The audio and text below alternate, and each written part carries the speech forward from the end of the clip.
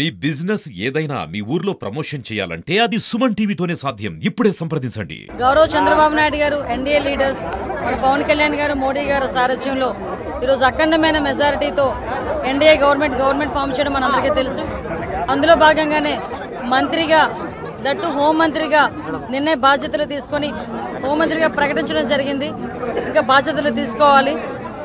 అయిపోయిన వెంటనే ఈరోజు మన పాండురంగస్వామి టెంపుల్కి వచ్చి దర్శనం చేసుకుని ఆశీర్వాదాలు తీసుకుని బాధ్యతలు తీసుకోవడానికి ఇక్కడికి రావడం జరిగింది. నిజంగా పాయకరావుపేట నియోజకవర్గ ప్రజలందరికీ కూడా నేను నా కుటుంబం కూడా ఎప్పుడు రుణపడి ఉండాలి. సుమారుగా ఎప్పుడూ లేనంతగా, చరిత్ర సృష్టించినంతగా దగ్గర 44,000 మెజార్టీ నాకు ఇవ్వడం జరిగింది. అదే కాకుండా ఈరోజు 62 సంవత్సరాల తర్వాత నియోజకవర్గం ఏర్పడిన తర్వాత ఈ రోజు వరకు కూడా ఎప్పుడూ కూడా మంత్రి పదవి అన్నది ఈ నియోజకవర్గానికి లేదు. ఫస్ట్ టైం చంద్రబాబు నాయుడు గారి దయతో ఈ నియోజకవర్గానికి నా మూలంగా, అంటే నా పరంగా ఈరోజు మంత్రి పదవి రావడం అన్నది నిజంగా చాలా ఆనందంగా ఉంది.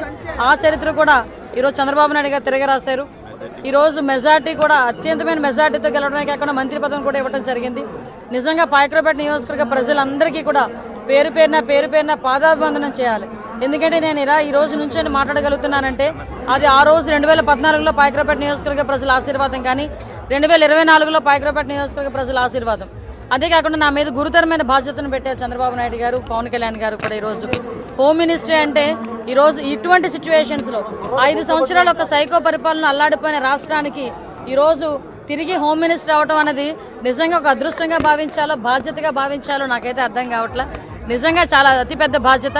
ఎందుకంటే గంజాయి మత్తులో తూలనాడుతున్న పిల్లలు సైతం, చిన్న పిల్లలు సైతం గంజాయి మత్తులో తూగుతున్నారు, డ్రగ్స్ మత్తులో తూగుతున్నారు. ఆడపిల్లల మీద అఘాయిత్యాలు పెరిగిపోయినాయి, విపరీతంగా ల్యాండ్ కబ్జాలు పెరిగిపోయినాయి.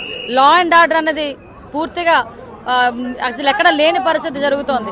అదేవిధంగా ఐపీఎస్ ఆఫీసర్స్ కొంతమంది అయితే ఈ రోజుకి కూడా వైఎస్ఆర్సీపీ తొత్తులుగా వ్యవహరించారు లాస్ట్ 5 సంవత్సరాలు. వీటన్నిటిని స్టిమ్యులేట్ చేయాల్సిన బృహత్తరమైన బాధ్యత నా మీద ఉంది. నేను కూడా కోరుకుంటున్నా పాయకరావుపేట నియోజకవర్గ ప్రజలు కూడా నన్ను అర్థం చేసుకుంటారు. డెఫినెట్గా ఈ హోంశాఖలో ప్రక్షాళన చేయాల్సిన అవసరం ఉంది. ప్రక్షాళన దిశగా ముందుకెళ్తాం.